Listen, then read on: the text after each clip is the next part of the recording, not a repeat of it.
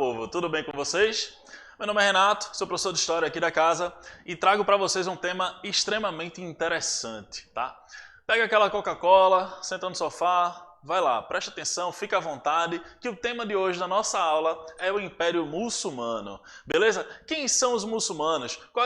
De onde surge, qual é a sua origem e qual é a influência que eles têm, por exemplo, no dia de hoje, né? Vamos tentar entender um pouquinho nesse rápido tempo que a gente tem, né, o que seria esse império, qual é o seu fundamento, aonde a coisa acontece, tá? Espero que a gente possa se divertir e possa principalmente aprender, tá bom? Então vamos nessa. Tá aí meu Instagram, fiquem à vontade para seguir e vem junto comigo. O mundo islâmico. Gente, na sua frente você tem aí na sua tela a imagem da Meca, né, o que seria na Arábia Saudita. Você pode perceber, né, que todas essas pessoas que estão ao redor da Meca têm um motivo de ser e de existir. Então, ali no centro, se você consegue enxergar, existe a Pedra Negra, como ela é chamada. E também tem um motivo, né, para essa pedra, a gente vai falar sobre ela daqui a pouquinho.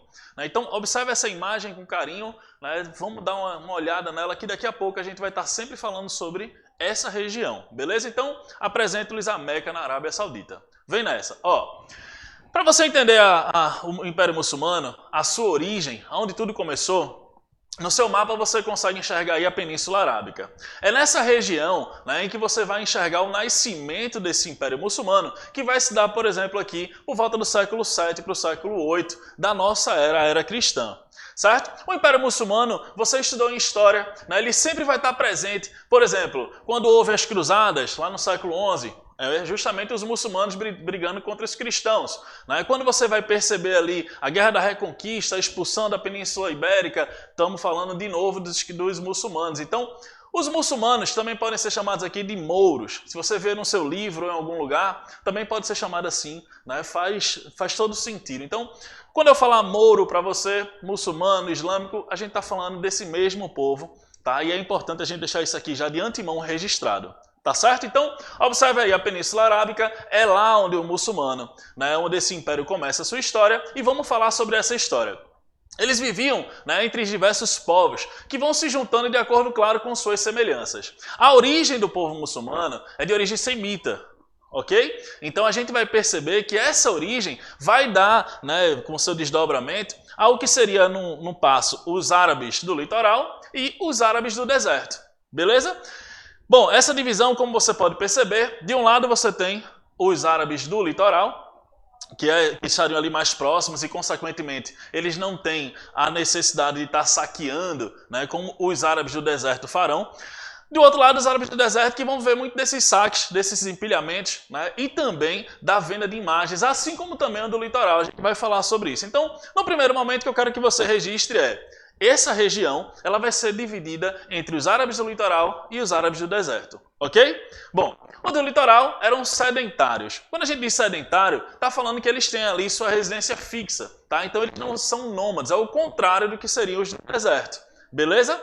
Então, os sedentários, esses árabes do litoral, eles moram nas cidades próximas à Meca e Yathrib, né? Yathrib que também seria ali a região próxima à região da Meca, que também é local da sua vivência. Por outro lado, você tem os árabes do deserto, que seriam seminômades ou até mesmo nômades, que vivem naquele oásis da península e, consequentemente, para sobreviver, criam ovelhas, camelos, praticam também as pilhagens, que são esses saques que eu disse a vocês. Tá bom? Então, essa era a composição. De um lado, um que já era sedimentado, já era colocado ali no litoral, vivia do comércio, muito da imagem, vivia uma vida mais tranquila. Do outro, aqueles que estarão mais para o lado do deserto, que vivem dos saques, não tem aquela situação fixa, tanto faz morarem naquela região, como de repente ter que se mudar pela necessidade da subsistência para qualquer outro local. Beleza? Então, os dois estão aqui bem claros para você. Vamos entender como é que surge, então, a história desse muçulmano, desse povo muçulmano. A unidade. Veja, habitada por diferentes povos, apenas no século VII, esses povos vão se unir com base numa religião que será unificadora, que é a religião do islamismo.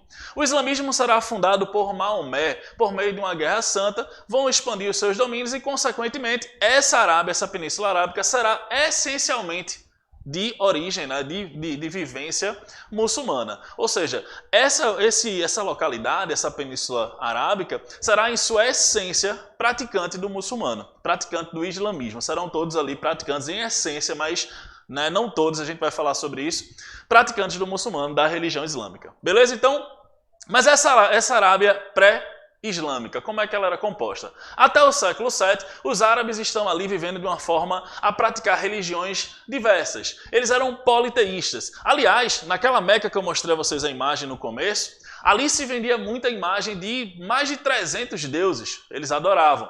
O comércio era largamente lucrativo justamente com a venda dessas imagens. Então, falar em monoteísmo, ou seja, na crença de um só Deus, numa região como essa que é politeísta, nesse momento era inadmissível. Tá? E é isso que vai acontecer daqui a pouco o nosso Mohammed e o Maomé, que vai aparecer daqui a pouquinho, certo? Então, nesse primeiro instante, vale ressaltar que essa Arábia pré-islâmica, pré-islamismo, pré esse surgimento dessa unificação através do Maomé, ela é praticante do politeísmo, tá? E esse comércio de imagens santas e essas crenças em vários deuses é uma realidade naquela região de Meca, da Meca, ok? Pois bem, a Meca, então, vai ser composta por templo, que é aquela Caaba. Se você olhar direitinho aqui, eu vou voltar para vocês. Essa região ao redor seria justamente a Caaba. Ela é composta pela Caaba e vai ser também composta pela Pedra Negra que eu falei para vocês, venerada por ter sido milagrosamente trazida aí do céu por um anjo, né, que seria o arcanjo Gabriel. Seria basicamente essa a explicação para tamanha adoração a essa Pedra Negra no centro da Meca. Certo? Então, essa região, ela é a essência do que a gente vai falar aqui, que seria o islamismo. Daí surge Maomé. Maomé acredita com seus 40 anos, né, quando ele chega aos seus 40 anos, que recebeu ali a visita durante um sonho desse arcanjo Gabriel, e que esse arcanjo Gabriel havia dito para ele, ó, vocês estão fazendo errado, velho. Esse negócio de politeísmo, de adoração a não sei quantos deuses, mais de 300, como eu disse a vocês, é uma prática que não tem fundamento nenhum. Só existe um Deus, né? Só existe realmente a crença e o único Deus é Allah. Então, quando ele vem com essa proposta, numa região que estava totalmente, principalmente os árabes do litoral, né? Que estava totalmente, e também os do deserto, porque praticavam essas vendas e pilhagens também, vale ressaltar, como eu disse.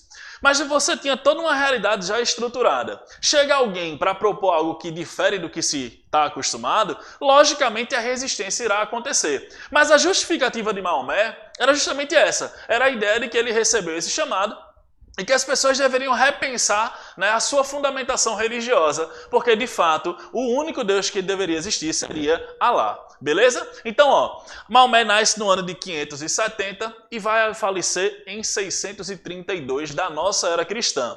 O momento em que ele recebe esse chamado e tenta colocar essa ideia monoteísta para frente, apresentar naquela região esse monoteísmo, trata-se mais ou menos do ano de 622, que é justamente o marco que vai estar na sua tela, né, registrado como Égira. E eu vou explicar já já o que é, daqui a um segundo. Então, durante a sua vivência de 570 até 632, quando ele vem a falecer, aliás, até 622, 10 anos antes do seu falecimento, Maomé também era, né, crente de um politeísmo, também vivenciava aquela situação. Ele vai casar logo cedo com uma viúva que também, jovem, muito jovem, acabou ficando viúva. E essa viúva era extremamente rica. E, consequentemente, praticante, inclusive, da venda de comércios, né? Essa riqueza que ela tinha era muito praticante, muito advinda dessa venda de imagens. Então, até mesmo dentro da sua relação familiar, propor o monoteísmo seria chocante. Mas ele acredita, de fato, essa é a justificativa, que recebeu esse chamado e, portanto, ele deveria propagar.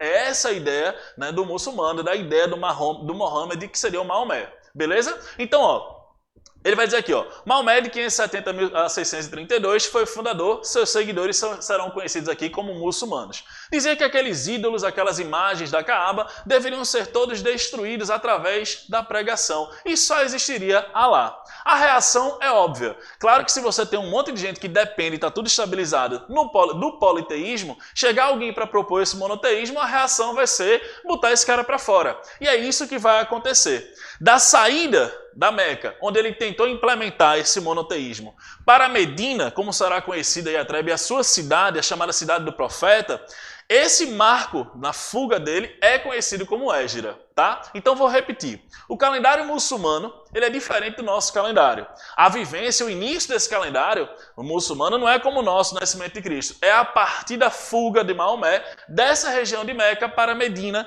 que corresponde aqui ao ano de 622, beleza? Da nossa era cristã, ou seja, século VII. Então, Quando ele foge, né, porque lógico a pressão seria muito grande por essa ideia monoteísta nessa região, logicamente ele não vai sossegar e vai continuar a tentar fazer com que as pessoas respeitem e compreendam que, de fato, talvez elas estivessem enganadas com aquele politeísmo, aquela prática de politeísmo. E aí ele, na sua região, na cidade de Medina, né, Iatrebe, que vai ser chamada de Medina, a cidade do profeta, ele logo vai aos poucos se juntando com algumas pessoas ricas, pouco a pouco irão essas pessoas, né, atribuir a valor a essa ideia do Maomé, e aí essa galera que fechou com ele lá na Medina decide apoiá-lo no retorno para Meca. Por quê? O desejo dele de fato era propagar essa religião monoteísta. Então ele volta mais tarde, certo? Para tentar justamente fazer com que aqueles que haviam expulsado eles da Meca concordassem e aceitassem o monoteísmo, e assim surge a religião muçulmana. Tá? Mas volto a dizer, o calendário, o marco inicial dessa religião, trata-se do instante em que ele seguirá da Meca para a Medina. Beleza? Então, o que seria esse termo, né? O Alá? Religião, Alá. Alá significa submissão. Né? Vontade aí total, vontade de Deus, que seria basicamente a ideia do Islã. Tá? Então, Alá tem aqui como ideia a ideia da submissão a Alá. Então, você é praticante muçulmano, você tem a submissão a Alá. E Islã significa aquele que tem fé. Certo? Então, aquele que é muçulmano. Do árabe vem da palavra muslim, que significa aí essa resignação. Então, é aquele que se resigna, é aquele que se submete a Allah, a submissão a Allah, por isso a ideia do Islã, certo? E também esse que segue a religião e aceita ela como sendo sua, essa resignação. Então, consequentemente, o muslim. Certo? Então, o muçulmano seria o derivado aqui do verbo que origina a palavra do Islã. No começo significava árabe, mas veio a ser aplicado a todo e qualquer praticante do islamismo, independente do local de nascimento. Por quê? Se ela surge na Arábia, né, logicamente as pessoas que estão ali serão, no primeiro instante, dito, você é árabe, muçulmano. Mas vai ter pessoas que vão praticar essa religião muçulmana além dos portões da Arábia. Né? Ela se espalhará pelo mundo todo, ainda hoje. Então, não daria para você dizer que é sinônimo a palavra de muçulmano e árabe, porque existem pessoas que moram em outra região que não é a Arábia, na Península Arábica, e praticam a religião islâmica, é muçulmano. Tá certo? Então, vale a pena fazer esse registro aqui para vocês compreenderem.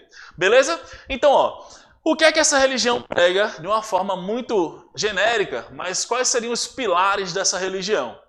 A religião muçulmana. Então você vai ter aqui 5 pilares que é importante você saber. Beleza? O primeiro pilar, talvez ele seja até tácito, né? Você já compreende de antemão, que seria crer em Alá, né? Ter essa submissão a Alá, essa crença e submissão, e Maomé como sendo o seu grande profeta, o principal profeta, tá? O último que seria até então, o último profeta de Alá. Então o primeiro princípio, né? O primeiro pilar da religião muçulmana é crer em Alá e Maomé como sendo seu principal profeta.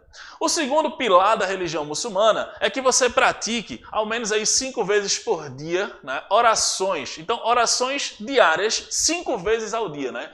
Então, voltados para onde? Voltados para Meca. Hoje até aplicativo de celular, né, GPS e tudo mais, mostraria qual é o local, qual é a direção que você deveria se colocar, se prestar para poder fazer essas orações. Então, você precisaria fazer aqui, na prática, um praticante da religião muçulmana, 5 vezes ao dia, né, essas orações. É o segundo pilar dos muçulmanos, da religião islâmica, beleza? O terceiro, e aí as pessoas até costumam perguntar, Renato, mas contraria, né? Porque a gente associa muito a religião muçulmana ao terrorismo, mas isso não tem nada a ver, tá? A ideia do terceiro pilar aqui é que você, praticante da religião muçulmana, você seja uma pessoa generosa, né? Que você faça boas obras, que você ajude as pessoas que precisem, dê esmola, pratique caridade, tal qual outras religiões que a gente conhece, beleza? Então, essa prática, ela é um pilar também da religião muçulmana. Se existem pessoas que são chamadas aqui de fundamentalistas e agem de forma diversa, aí é questão desses grupos. Mas na essência, no pilar da religião muçulmana, está lá ser generoso e praticar boas obras, certo? O quarto pilar que a gente deve colocar seria cumprir o Ramadã, né, o jejum religioso. Ou seja, durante o dia, né, você não pode se alimentar, nem tampouco até mesmo beber água. Tá? O mês sagrado ali, que seria correspondente ao nosso mês de setembro, para eles, né? Seria basicamente nessa época. E aí é variável, tá? Você pode perceber que se você botar no Google e for olhar, esse mês se torna variável. E durante esses 30 dias, as pessoas não devem se alimentar do nascer do dia ao pôr do sol, só à noite, né? Porque senão a galera vai morrer de fome. Mas durante o dia, você não pode se alimentar nem tampouco beber água, tá? Esse é o Ramadã, né? Seria o mês sagrado para eles, certo? Essa espécie de prática é comum a quem é muçulmano, a quem pratica da religião, é praticante da religião islâmica, certo? E o quinto, ir a Meca, é essa região que eu mostrei a vocês, pelo menos uma vez na vida, se tiver condições. Beleza? Então você que é praticante da religião, se você tiver condições, ao menos uma vez na vida você deve ir a Meca, colocar sua mão naquela pedra negra, que ela teria aí o papel de purificação da sua alma. Né? Então seus pecados e tudo mais seriam também, além de outras questões, também essa seria uma prática comum. Beleza? Onde está baseada essa história? No livro O Alcorão, ou também chamado de Corão. Né? Então você pode chamar de o livro, certo? Então se for o livro, Alcorão. Se for Corão, livro. Né? O livro sagrado. Então você vai ter aqui a ideia você tem aqui um maniqueísmo, né? A ideia do bem e do mal, você tem o Satã, você tem a ideia do Deus bacana, né? O Alá, o justo. E nesse Corão você vai ter algumas normas que, além de ser normas religiosas, também são normas jurídicas, econômicas, políticas, enfim. É um livro bastante completo. Beleza? Vale ressaltar aqui um livro grandão, maravilhoso, né? Mas dentro dele você tem ali normas que ultrapassam a questão da religião e também falam sobre questões da práticas da ética, do cotidiano das pessoas. Beleza? A crença no juízo final, todos irão ressuscitar e serão julgados. A ideia de paraíso e inferno também existe nessa religião. Aqui tem uma passagem, né, que eu puxo aqui para vocês colocando. Ó, quando a vista ficar confundida e a luz se eclipsar e o sol e a lua se unirem, nesse dia o homem gritará, para onde devo fugir? Não haverá refúgio. Né? Então essa é uma passagenzinha. Esse livro ele é dividido aqui em 114 suratas, né, e também 6.236 versículos, chamados aqui de aias. Beleza? Levou aí cerca de 23 anos para se revelar completamente e é o livro base, né, da religião muçulmana. Agora vamos lá para poder a gente ser objetivo. Nos dias de hoje, após a morte de Maomé, né, em 632, quem vai ser o sucessor dele? Então, de um lado você vai ter os xiitas e os sunitas. Aqueles que acreditam que para ser sucessor deveria ser alguém descendente de Maomé serão os xiitas, serão mais ortodoxos. Aqueles que acreditam que você precisa ser uma pessoa ilibada, né, que não necessariamente tem que ser descendente sanguíneo, mas que tem um compromisso com os pilares do islamismo e seja uma pessoa que, né, engrandeça, fortifique essas colunas, esses serão os sunitas, tá? Então, é óbvio dizer a vocês que a maioria xiita encontra-se na região da origem, né, nas regiões ali que circundam a localidade da origem, da Arábia, Irã, Iraque. Essas regiões têm muito xiita. Mas pelo mundo como um todo, a maior prática é dos sunitas, certo? Então serão aí o maior número, se você olhar direitinho, a maior proporção esmagadora de praticantes do islamismo serão de sunitas, beleza? Pois bem, no poder político, embora tenha se fragmentado muito, dos novos estados mantiveram um predomínio do islamismo, hoje os países diferentes da região do mundo, como o norte da África, parte da Ásia e o sudoeste da Europa, o islamismo está bem presente. Em 2010 aí, eram 75 países e mais de 1 bilhão de praticantes dessa religião. Agora vamos falar de um tema que mexe, né? As pessoas costumam me perguntar em sala de aula. O véu, né? Como seria aí a prática do véu? O que justificaria o uso do véu nas mulheres? Né? Quais são os tipos de véu que existem? De véus que existem. Então você tem a burca, o niqab, o hijab e o chador. Qual é a diferença desses? Né? Qual seria na prática a diferença desses? O tempo não permite para que eu fale sobre cada um. Você consegue enxergar aí na tela. Mas eu queria justificar a você o porquê da existência da prática desse véu. Beleza? E aí para isso eu peguei uma entrevista de Beth Millian, aí, uma entrevista antiga, mas que justifica, né, uma praticante dessa religião, o porquê, né, do uso desse véu. Ela vai dizer assim, ó, o véu não tem a mesma ideia que já teve algum dia. Mulheres dos anos 40 usavam aí chapéus e luvas, chapéus, tá errado ali, e luva, como quando saíam de casa. E isso, né, se elas não usassem, eram pessoas sem honras. A mesma ideia seria basicamente a do véu. O cabelo é objeto aqui tido como objeto sexual. E na tradição antiga do judaísmo, as mulheres raspavam a cabeça quando se casavam. A mão também não se toca, né, só se for membro da família. Maomé, então, quando teve aquela ideia de deixar a Meca né, pela força que foi a pressão, ao retornar, o véu se tornou uma espécie de identificador de quem concordava com ele e quem não concordava com ele. Certo? Então, a prática do uso do véu vai ser vista como uma maneira de identificar no retorno, né, da Medina para Meca as pessoas, né, mulheres que eram praticantes da sua ideia.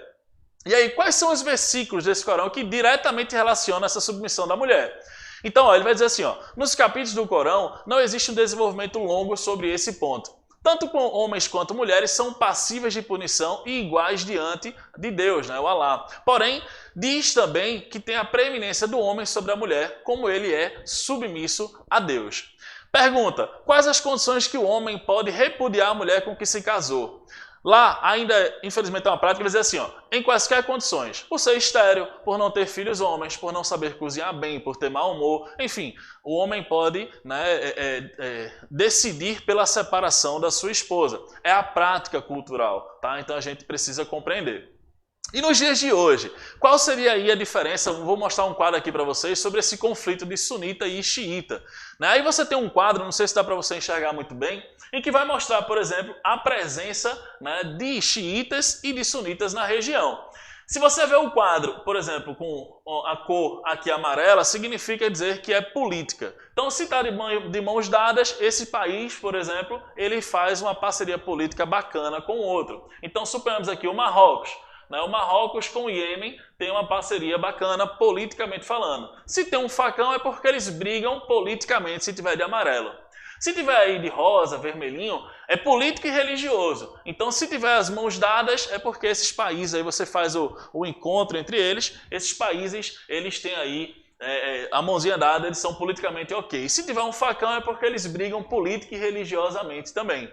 E de forma religiosa, né, o azul. Se houver um facão, você vai perceber que é briga religiosa que existe entre eles. Se não houver facão, né, e for um acordo, aperto de mão azul, é porque existe um acordo religiosamente entre esses países. Então você tem vários exemplos que aí você pode, né, mais tarde olhar essa aula no YouTube e olhar com calma e perceber os conflitos aqui, quais são as regiões, qual é a maioria xiita e sunita que eu trago aqui para vocês. Beleza? Agora, só para poder a gente transformar isso e ir fechando, né, nos dias de hoje, como é que seria? Veja, existem grupos como, por exemplo, o Estado Islâmico, né, o EI ou o ISIS, ele é praticante sunita. As pessoas costumam associar de que é xiita por serem os xiitas mais ortodoxos. Mas o Estado Islâmico nem é mesmo um Estado, né? Vira e mexe, briga, perde território, ganha, mas ainda não há essa formação em si de um Estado Islâmico. A prática deles é uma prática realmente, eles são praticantes sunitas. E aí você tem uma explicação, né, que a gente poderia colocar aqui para o porquê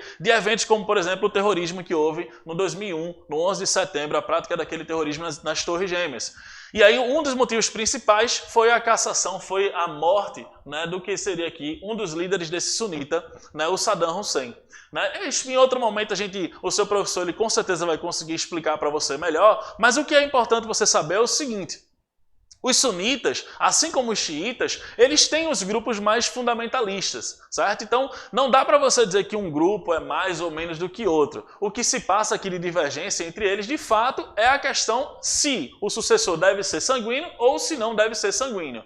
Tá? E esse evento, como por exemplo houve em 2001, é justificado após a morte do Saddam, né, que era um líder sunita, e consequentemente foi pego pelos Estados Unidos, e aí como forma de resposta o terrorismo começou aí a ser praticado, e a internet, enfim, a gente pôde infelizmente assistir esses eventos que aconteceram na história. Atualmente você vai ver um conflito como por exemplo no Afeganistão, né, que você viu há pouco tempo, trata-se de algo muito semelhante, quando você tem um Talibã, outro grupo aqui, também praticante do islamismo, que foi colocado às margens por causa da presença americana, das tropas americanas naquela localidade, e agora com o presidente retirando as tropas, esse grupo voltou de onde havia se escondido, né, se colocado lá entre as montanhas escondidas. E aí acontece o quê? Agora esse grupo está no poder. Né, o perigo disso qual é? O que era um grupo marginalizado, agora pode ser institucionalizado como sendo, né, um grupo Estado, sendo ele um terrorista. Tá? Então, eu fico por aqui, eu agradeço a sua presença, fiquem com Deus e a gente conversa nas próximas aulas. Um abraço, tchau, tchau.